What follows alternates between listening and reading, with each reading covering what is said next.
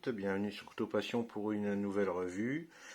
Alors, petite revue qui s'est fait un petit peu attendre, j'avais quelques petits soucis ne pouvant faire de vidéo pendant un temps, donc je recommence avec celle-ci.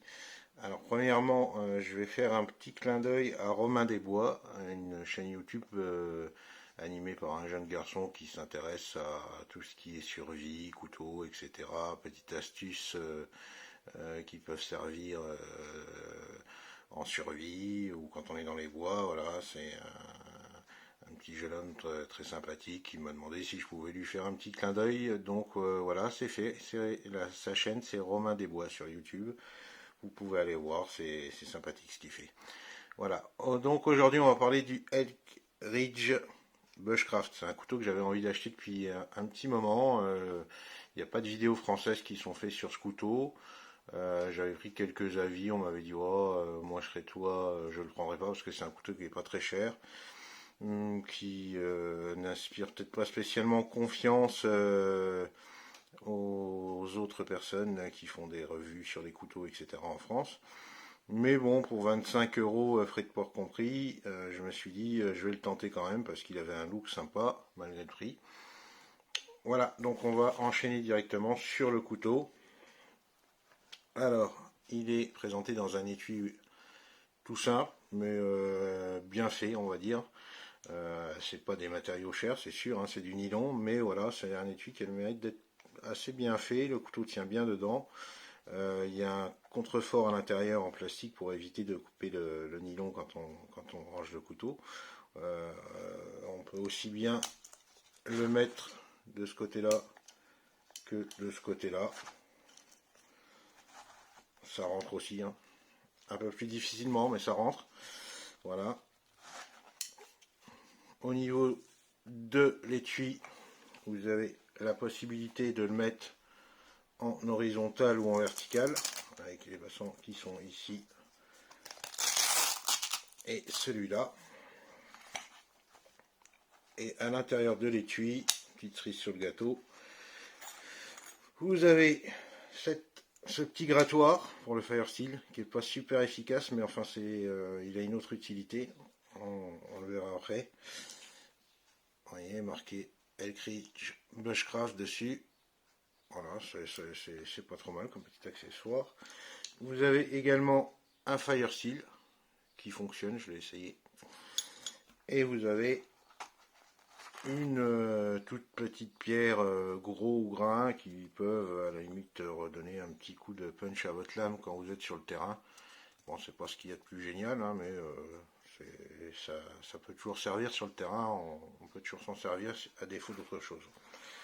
Donc voilà, on va remettre déjà tout ça dedans. Ça, je vais le garder puisque après, je vous montrerai son utilité, on va dire presque principale, puisque pour, je vous dis, le Firesteel, c'est vraiment pas très efficace, voire pas efficace du tout, mais c'est quelque chose qu'on doit avoir sur soi, car ça sert à autre chose, on va le voir après. Alors le couteau, moi j'ai déjà un petit peu testé en bâtonnage, etc. J'avais pas eu le temps de faire une vidéo. J'avais pas la possibilité de la faire surtout. Donc j'en referai une autre par la suite où je vous montrerai l'efficacité. Il est bon, vous voyez que la lame, hein, on voit que je m'en suis servi. Elle n'a pas bougé, je l'ai pas affûté depuis. C'est une lame qui est quand même, quoi qu'il en soit, relativement solide. L'acier exact, je pourrais pas vous le dire, hein, je sais pas, ça doit être certainement peut-être un 420 travaillé, un peu plus, je ne sais pas. C'est pas précisé dessus, mais toujours est-il que par rapport à ce que je m'en suis servi, bon, c'était pas non plus un usage intensif, j'ai juste fait 2-3 petits bâtonnages avec vite fait, elle n'a pas bougé quoi. Donc on peut déjà avoir une certaine idée de la solidité du couteau. Alors au niveau du couteau, les dimensions, on a une longueur de lame de 15 cm. On a une longueur totale de 26. On a une largeur de 4 cm et une épaisseur, par contre une très très bonne épaisseur. Vous voyez, de pratiquement 5 mm, on a 4,8 environ, hein, entre 4,8 et 5, hein, c'est mm donc d'épaisseur, donc c'est quand même du gros couteau. Après le manche est une espèce de G10, enfin c'est pas du G10, voilà, c'est un plastique travaillé qui est assez solide mine de rien. Oui, avec ces deux écrous qui sont juste là pour tenir le tout, donc vous pouvez très bien l'enlever et mettre de la corde ou autre chose, hein, ou faire un manche en bois ou ce que vous voulez, avec le trou pour la dragonne qui est ici. Bon. C'est du full tank, donc la lame est traversante jusqu'au bout, hein, il n'y a pas de souci, ce qui donne aussi cette solidité. J'ai pas le poids exact, vous pourrez le retrouver assez facilement sur les sites, hein, le poids exact du couteau. Voilà, maintenant je vais vous montrer à quoi sert ce petit ustensile qui est livré avec. Donc en fait, c'est un couteau donc de survie, de boucheral bien sûr, hein, mais l'avantage, on va dire, qu'il y a sur ce couteau, c'est que vous avez il est vendu avec un léger kit de survie à l'intérieur. Je vais vous montrer ça de suite. Donc en fait, pour y accéder, vous prenez ce grattoir et vous allez simplement le mettre ici et démonter. Voilà.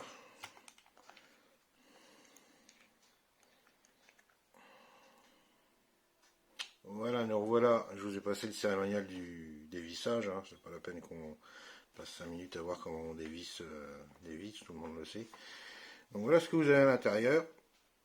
À la base, vous avez ce petit sachet qui contient du fil de pêche, des aiguilles. Non, c'est pas du fil de pêche, autant pour moi, c'est du fil normal, des aiguilles, un grattoir et des allumettes. Moi, j'ai simplement rajouté un petit peu d'allume-feu ici et ici, et puis une pastille pour purifier l'eau à ce niveau-là. Voilà, ça rentre très très bien dedans, il n'y a aucun souci, hein. Vous pouvez refermer facilement votre couteau une fois que vous avez tout mis dedans. Après, vous pouvez moduler, hein, ce que vous voulez. Vous avez encore une place ici, là, vous pouvez encore remettre une pastille, ou voilà, il n'y a pas de souci. Donc c'est quand même un petit truc qui est sympa, je trouve. En plus, vous voyez que au niveau de la lame, elle est quand même bien solide, elle va bien jusqu'au bout. Malgré qu'elle soit ajourée, c'est quand même costaud, hein, des deux côtés. Voilà. La finition, moi je trouve, de ce couteau qui coûte, je vous dis, 25 €, frais de port compris, si vous prenez par exemple sur Tourangelle, hein, j'ai pas d'intérêt chez les Tourangelle, mais je vous parle souvent d'eux parce que c'est chez eux que je commande le plus souvent et que je paye, hein, je tiens à signaler, j'ai pas de couteau gratuit.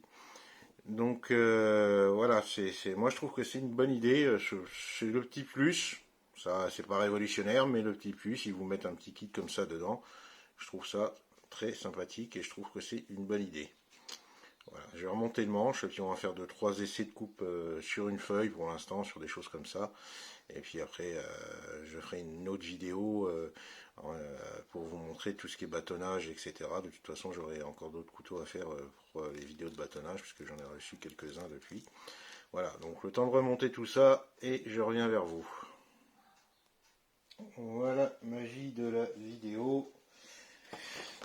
C'est remonté. Donc je vais vous montrer le tranchant de la lame en sortie de boîte, hein, tout en vous rappelant que, comme je vous ai dit, je l'ai quand même utilisé pour faire quelques petits bâtonnages quand je l'ai eu. Donc, et sans retoucher le fil de la lame, bien sûr, depuis.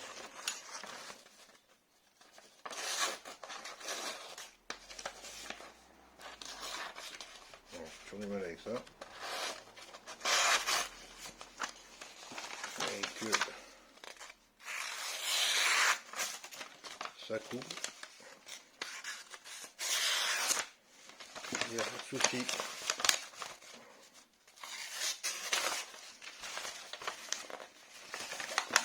C'est vraiment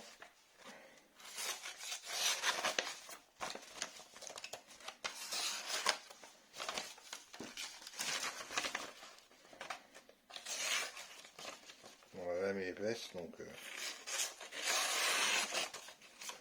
il y a un petit accroc dessus là, hein, qui est dû au bâtonnage certainement que j'ai fait. Mais bon, dans l'essentiel, on voit quand même que ça coupe bien. Hein. C'est encore rasoir sur certaines parties de la lame. Hein.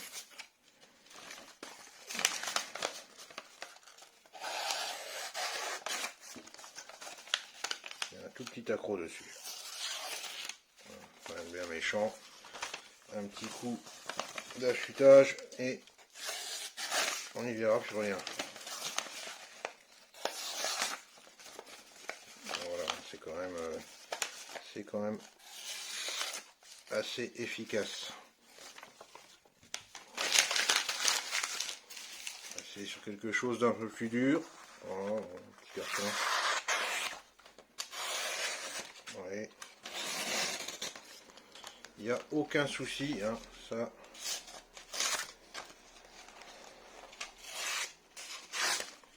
Ça tranche sans problème. Sans problème. Voilà. Donc le tranchant est relativement efficace.